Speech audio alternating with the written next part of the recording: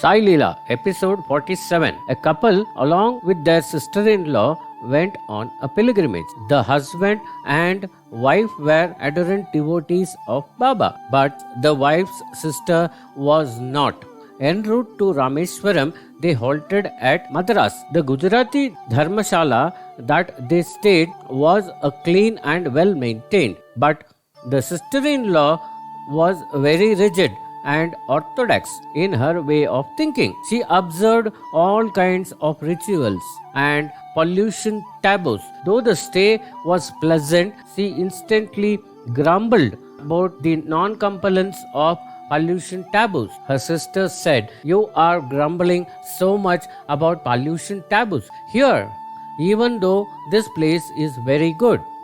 I wonder what you will do at Shirdi."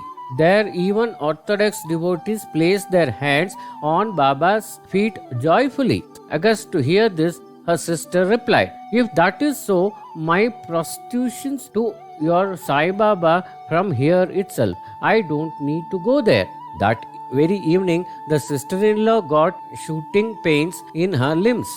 She could not take even a few steps. Despite messages, fermentations and medications, the pain did not subside. As the nightfall approached, they decided to leave the sister-in-law with her sister in the Dharmashala and proceed. The devout sister said, "From the time you hardly spoke about Baba, you have even been suffering from this excruciating pain. You are missing Rameshwaram and Baba. Sai Baba is God Almighty. You salute him and Rameshwar from here itself, as you are going nowhere." The remark had a profound effect on the sister. She thought about it. She became repellent and said, "I am sorry, I withdraw my words. If my shooting pains stop by morning and I am able to complete Rameshwara pilgrimage, I will immediately go to Shirdi for Sai Baba's darshan." A few hours later, the pain subsided, and by morning she was well enough to proceed. Thus, she realized that Baba and Sri Rameshwar was one and the same. Baba didn't give credit to orthodoxy, taboos, and fasting. All he wanted from his devotees was a heart bursting with nishtha. Baba never fasted and was extremely fond of raw onions. In fact, he kept a bag of onions in Dwaraka Mai and ate them every day. In Sai Satcharitra, chapter 23, the story of Ram Baba, a great student of yoga who came to Shirdi, is given. Although he had studied and practiced yoga meticulously, he could not attain samadhi even for a few minutes. He hoped that Baba would help him and bless him. He entered the Dwaraka Mai with aghast to see Baba eating stale bhakri and raw onions, and doubt assailed him. Baba, reading his thoughts, said, "Only they should eat onions who can digest it." The next Leela. Kaviji Patel of Andheri, Bombay, had a burning desire to build a temple in memory of his father. He requested permission from Baba to build a temple of Vani Devi. Baba said no. At a later date, he requested again. Baba again said no. Thenceforth, he pressed Baba for permission. Whenever they met, Baba said, "In spite of my saying no repeatedly, you are still pestering me. Do what you like and suffer the consequences." Quickly, Kavji started making preparations for the Vani Devi temple on the advice of a quack. The moment the quack entered the village, plague broke out and few villagers died. Kaviji lost faith in the quack, but still didn't believe in Baba's advice to install his family deity. So he installed the deity of another goddess. For the next 2 years, he was besieged by misfortunes and illness. He was often at the death door. Finally, he developed a faith and went to Baba's darshan. Baba said, "Install your family deity and remove the idol of other goddesses." He obeyed Baba and was saved from further misfortunes. Grateful to Baba, he composed a kirtan in Marathi about this incident. The next Leela. Babu Sahib Jog had loaned rupees 1400 to his wife's relative. At that time, he was employed and earned rupees 2000 per month. So he gladly gave it. Interest and other details were worked out. Time rolled by and the debitor was silent. In the meanwhile, Jog retired. He and his wife came to Shirdi and made their home. Jog did excellent seva and puja of Baba. Mention is made of him in several places, especially in Sai Satcharitra chapter 37, the Chavdi procession. Jog wrote to the relative about the loan, but it was not forthcoming. Finally, he went to Baba for permission to go personally and recover the money or to file a suit. Baba said, "Where will the money go? The money will come to your doorsteps, and what is the hurry?" Jog was rather disappointed and said, 12 to 14 years have passed and not a pie has been returned by him. Will he now come to my doorstep and return the money? Jog asked Baba time and again about the money, and Baba's reply was the same. Jog finally got tired of asking Baba.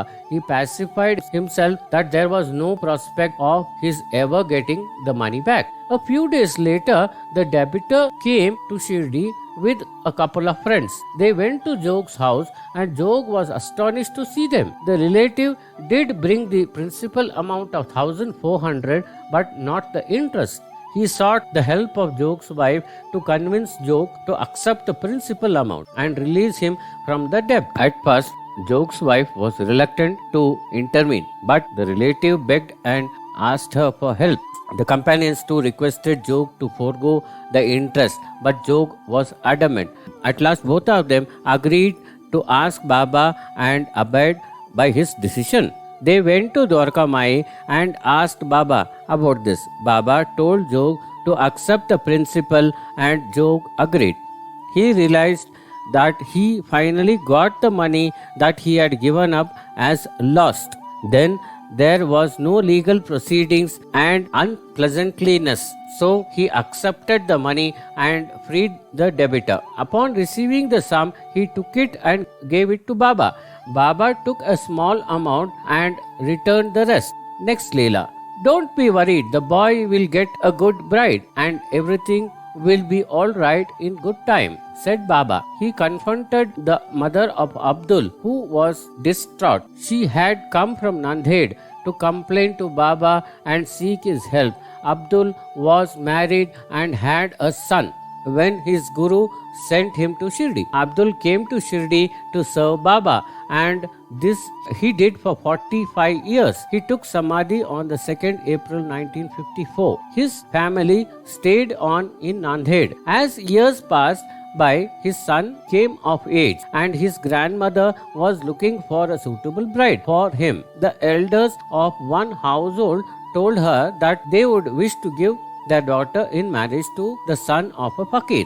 Disappointed, she then came to Baba. A few days later, his grandmother and he went to visit some friends and relatives. There, they met a person who was interested in making an alliance for his daughter. The grandmother told that her son was a fakir, but the gentleman was rather keen and offered the hand of his younger daughter, although his elder daughter was unmarried. The wedding took place with great joy and Baba's prediction came true.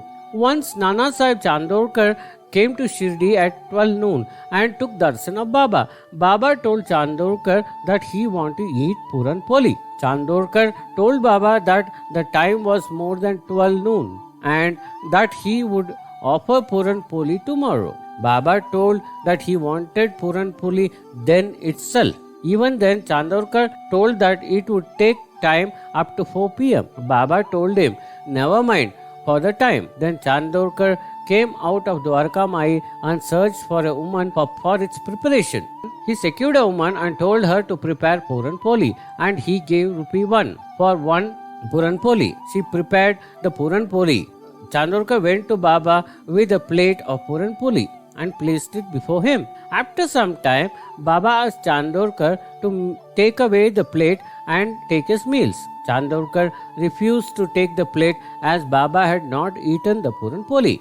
Baba told him he has eaten it and asked him to eat. For this, Chandorkar went angrily to Chowdi. Baba called him and asked him to place the plate and take his meal. Chandorkar again went to Chowdi angrily. Baba called him back again and told him to take meals. Chandorkar told that he would not take meals unless Baba ate Puran Poli. Then Baba told him, "You were with me for more than 18 years and you haven't learnt from me. I have eaten your Puran Poli in the shape of ants." And Baba prepared something and shown to Chandorkar secretly. Chandorkar then realized his ignorance and felt for it and then took his meals and Puran Poli. Here we come to end of Sai Leela chapter 47. Om Sai Ram.